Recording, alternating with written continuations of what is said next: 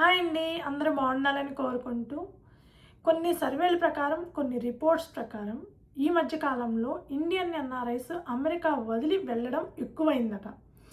దానికి కారణం ఏంటి? అసలు వచ్చిన ప్రతి ఒక్కళ్ళు తిరిగి ఇండియాకి వెళ్ళాలి అనుకుంటున్నారా? లేకపోతే కొంత పర్సంటేజ్ మాత్రమేనా? దానికి కారణం ఏంటి? ఇండియన్ ఎన్ఆర్ఐస్ ఎందుకు అమెరికా వదిలి వెళ్ళాలి అనుకుంటున్నారు? నా ఒపీనియన్ ఏంటో చెప్పే ముందు ఒక చిన్న రిక్వెస్ట్ అండి. మీరు ఈ వీడియో చూస్తుంటే కనుక దయచేసి ఒక లైక్ చేయండి, షేర్ చేయండి, తప్పకుండా సబ్స్క్రైబ్ అయితే చేసుకోండి. కొన్ని రిపోర్ట్స్, కొన్ని సర్వేస్ ప్రకారం 2021-22 తోటి కంపేర్ చేసుకుంటే 2025-26లో ఇండియన్ ఎన్ఆర్ఐస్ అనేవాళ్ళు తిరిగి అమెరికా వదిలిపెట్టి ఇండియాకి వెళ్ళడం అనేది చాలా ఎక్కువైంది. మనం సోషల్ మీడియాలో కానీ, సర్వేల్లో కానీ ఎక్కడ రిపోర్ట్స్ చూసినా కూడా అలాగే కనిపిస్తున్నాయి. సో అలాగని అమెరికాకు వచ్చిన ప్రతి ఒక్కళ్ళు వెళ్తున్నారా అంటే లేదు. కాకపోతే 2021-22లో ఒక 2%, 3% రిటర్న్ వెళ్ళే వాళ్ళు ఉంటే కనుక ఇప్పుడు ఆ పర్సంటేజ్ అనేది చాలా హ్యూజ్గా పెరిగింది. ఒక 15%, 20% వరకు పెరిగిందనమాట. అలాగని మేము పేరెంట్స్ని చూసుకోవడానికి వెళ్తున్నాము, మా పేరెంట్స్ చూడకుండా మేము ఉండలేకపోతున్నామని చెప్పేవాళ్ళు ఉన్నారు అని అంటే నేనైతే నమ్మను. ఎందుకంటే ఇక్కడ అమెరికా వదిలి వెళుతున్న వాళ్ళల్లో హయ్యెస్ట్ పర్సంటేజ్ పీపుల్ అంటే రకరకాల రీజన్స్ వాళ్ళు వెళ్తున్నారు.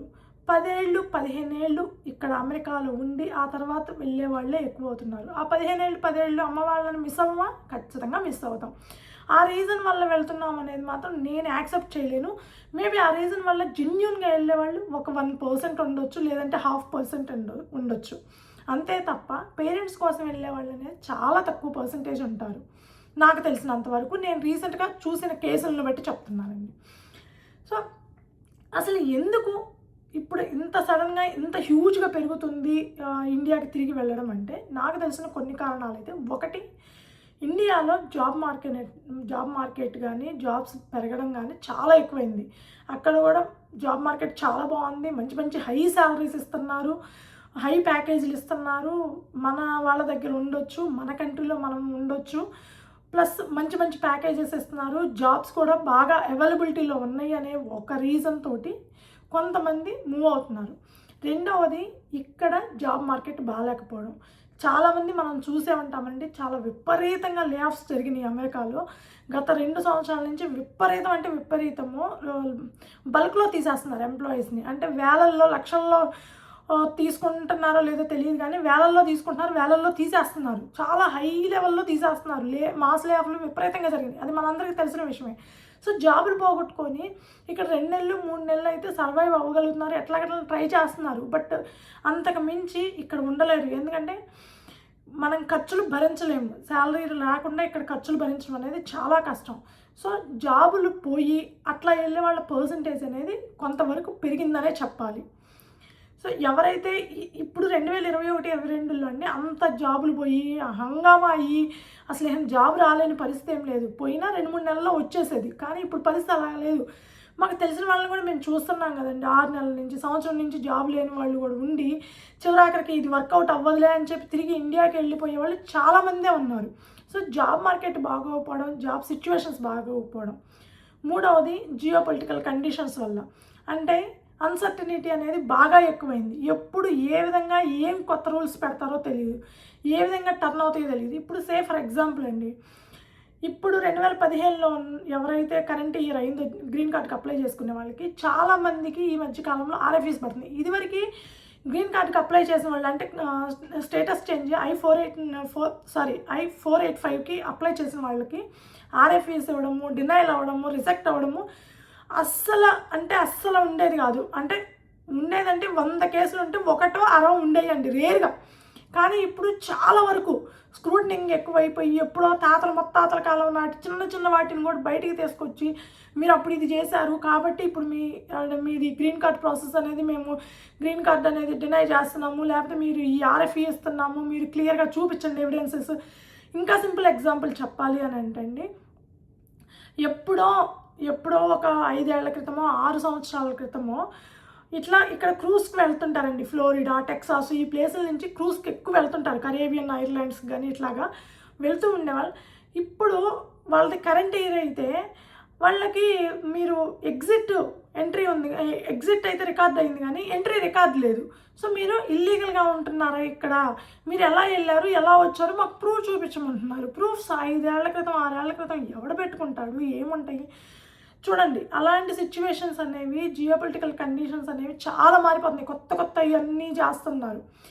నెక్స్ట్ది వచ్చేసి వీసా అన్సర్టనిటీ.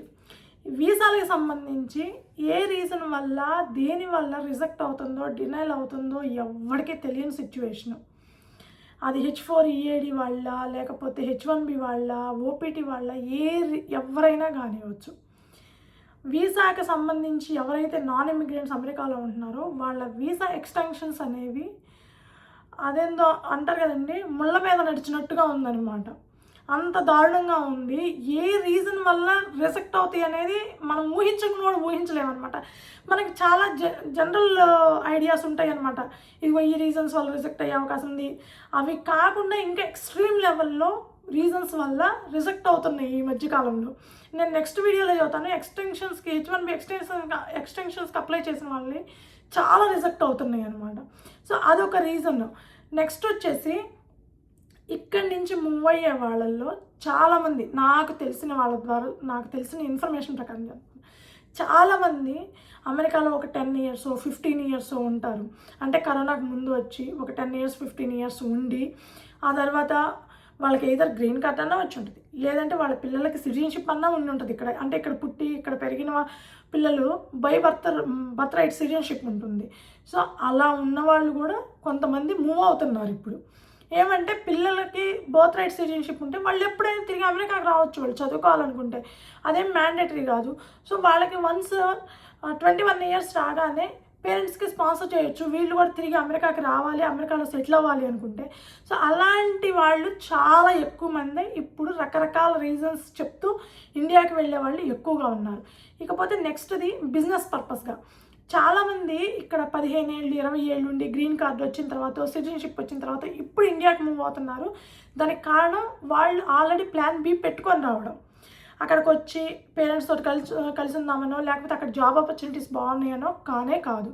వాళ్ళు ప్లాన్ బి కింద ఏదో ఒక బిజినెస్ చేయాలని ఒక స్ట్రాటజిక్ ప్లానింగ్ తోటి ఇండియాకి వస్తున్నారు. ఎందుకంటే ఇండియాలో బిజినెస్ చేయడం అనేది చాలా ఈజీ. ఏదైనా చిన్న చిన్న బిజినెస్ స్టార్టప్లు చేసుకోవడం అనేది చాలా ఈజీ. సో అలా ఆ ప్లానింగ్ తోటి వచ్చేవాళ్ళు ఈ మధ్య కాలంలో విపరీతంగా ఎక్కువయ్యారనమాట.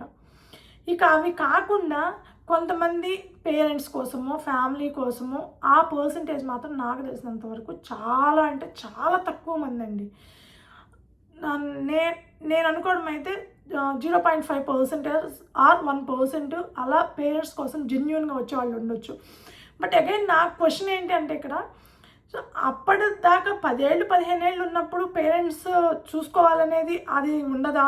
ఇప్పుడు సడన్గా పేరెంట్స్ దగ్గరికి వెళ్ళాలి, పేరెంట్స్ తోటి ఉండాలని డిసైడ్ అవుతారంటే మేబీ వాళ్ళు ఓల్డ్ ఏజ్ అయ్యేటప్పటికీ వాళ్ళని చూసుకోవడానికి ఎవరు లేని సిచ్యువేషన్లో వెళ్ళే వాళ్ళు ఉంటారు, జెన్యూన్గా పేరెంట్స్ని చూసుకోవడానికి వెళ్ళే వాళ్ళు ఉంటారు. కానీ రీజన్ బిహైండ్ వేరే వేరే ఉంటాయండి. ఇక్కడి నుంచి వెళ్ళడానికి నార్మల్గా వాళ్ళు చెప్పే రీజన్ ఒకటి ఉంటుందన్నమాట. ఇకపోతే నెక్స్ట్ స్టూడెంట్స్కి వచ్చేటప్పటికి ఈ మధ్యకాలంలో స్టూడెంట్స్ ఓపీటీ మీద చాలా రాంగ్ ఎలిగేషన్స్ అన్నీ పడుతున్నాయి వాళ్ళ మీద.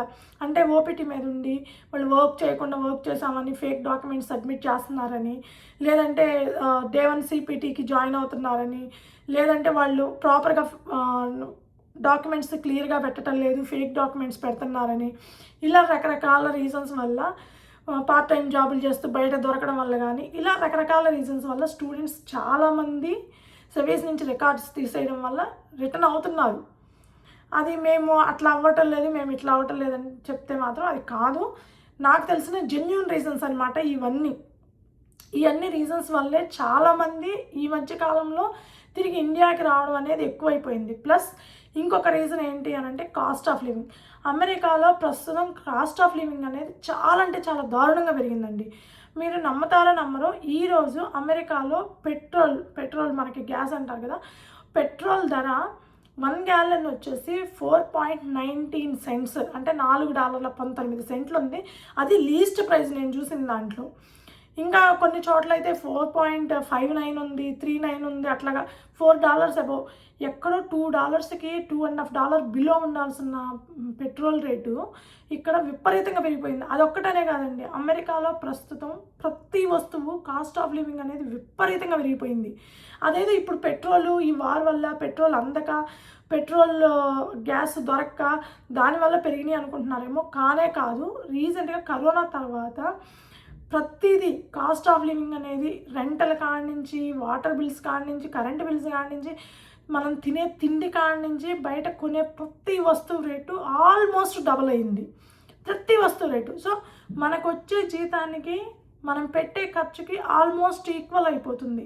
అన్లెస్ అంటే ఇద్దరు H1B మీద ఉండి ఇద్దరు జాబులు చేస్తూ ఉంటే మేబీ ఒకళ్ళ జీతం ఇండియాలో లాగే ఒకళ్ళ జీతం మిగలొచ్చేమో, ఒకళ్ళ జీతం కంప్లీట్ అయిపోతుందండి. అంత ఎక్స్పెన్సెస్ అనేవి చాలా విపరీతంగా పెరిగిపోయినాయి అనమాట. ఈ కాస్ట్ ఆఫ్ లివింగ్ పెరగడం వల్ల కూడా అప్పట్లో కరోనాకు ముందు వచ్చిన వాళ్ళు ఏం చేస్తున్నారంటే, ఒక 10 years 15 years అయిన తర్వాత సో ఇంత కాస్ట్ ఆఫ్ లివింగ్ పెరుగుతుంది ఇండియాలో, మనకి ఇదే శాలరీకి ఇండియాలో చాలామంది ఇక్కడ నుండి ఇండియాలో జాబులు ట్రై చేస్తున్నారండి, చాలామంది ట్రై చేస్తున్నారు. రీజన్గా మాకు తెలిసిన ఒక పర్సన్ కూడా ఇండియాలో ట్రై చేశారు, ఆయనకి 40 lakhs అంత ఆఫర్ వచ్చింది. బట్ ఆయన ఎక్స్పీరియన్స్ ఏమి 15 years 20 years ఏమీ లేదు, బిలో 10 years 40 lakhs ఆఫర్ వచ్చింది. సో అలా చూసుకుంటే ఇక్కడే ఉండి అమెరికాలో ఉండి ఇండియాలో ట్రై చేస్తున్నారు, చాలామంది ట్రై చేస్తున్నారు. ఓకే, ఇక్కడి నుంచి అక్కడ బెటర్ ఆపర్చునిటీ వచ్చిందా, ఇంకెక్కడెందుకు, ఆ మాత్రం సేవింగ్స్ అక్కడ కూడా మిగులుతున్నాయి అనే ఉద్దేశంతో కొంతమంది మూవ్ అవుతున్నారు. ఎస్పెషల్లీ ఎవరైతే రీసెంట్లీ మ్యారీడో లేకపోతే ఇంకా మ్యారేజ్ చేసుకోవడానికి రెడీగా ఉంటారో, ఇక్కడ ఒక 7-8 ఏళ్ళు జాబులు చేసి ఉంటారు, కంపేర్ చేసుకొని ఇండియాకి అమెరికాకి ఎంత కాస్ట్ ఆఫ్ లివింగ్ ఎంత ఉంటుంది, ఎంత సేవింగ్స్ అవుతున్నాయి, ఎంత శాలరీ వస్తుంది అనేది కంపేర్ చేసుకొని అలా మూవ్ అయ్యే వాళ్ళు కూడా చాలా ఎక్కువయ్యారు ఈ మధ్యకాలంలో. సో ఓవరాల్గా రకరకాల రీజన్స్ వల్ల ఇండియన్ ఎన్ఆర్ఐస్ తిరిగి అమెరికా వదిలిపెట్టి ఇండియాకి వెళ్ళడం అనేది చాలా పర్సంటేజ్ పెరిగిపోయింది. అలాగని కంప్లీట్గా మూవ్ అవుతారంటే ఏమీ ఉండదండి, కంప్లీట్గా ఏం మూవ్ అవ్వరు. వాళ్ళకు ఉండే కండిషన్స్ని బట్టి, వాళ్ళ వీసా ఇష్యూస్ని బట్టి, వాళ్ళ ప్రాబ్లమ్స్ని బట్టి చాలామంది రకరకాల రీజన్స్ వల్ల మూవ్ అవుతున్నారు. ఉండగలిగే వాళ్ళు అమెరికాలోనే ఉంటున్నారు, ఎందుకంటే ఇక్కడ కంఫర్టబుల్ కొన్ని విషయాల్లో బాగుండిద్ది అనే ఉద్దేశంతో ఇక్కడ ఉండేవాళ్ళు ఉంటున్నారు, అక్కడికి మూవ్ అయ్యే వాళ్ళు మూవ్ అవుతూనే ఉన్నారు.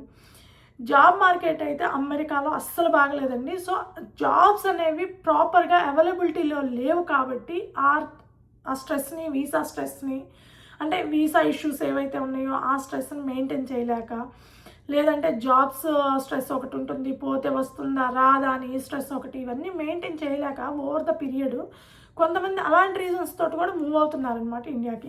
సో ఇదండి ఇండియన్ ఎన్ఆర్ఐస్ ఎందుకు అమెరికా వదిలి ఇండియాకి మూవ్ అవుతున్నారు అనేది నా ఒపీనియన్, ఇది కేవలం. సో కొన్ని రీజన్స్ అయితే చెప్పాను, నేను చూసిన దాని ప్రకారం, నేను విన్నదాని ప్రకారం నాకు తెలిసిన కొన్ని రీజన్స్ అయితే క్లియర్గా ఎక్స్ప్లెయిన్ చేయడానికి ట్రై చేశాను అనమాట. సో ఈ వీడియో మీకు నచ్చుంటే కనుక దయచేసి ఒక లైక్ చేయండి, షేర్ చేయండి, తప్పకుండా సబ్స్క్రైబ్ అయితే చేసుకోండి. Thank you.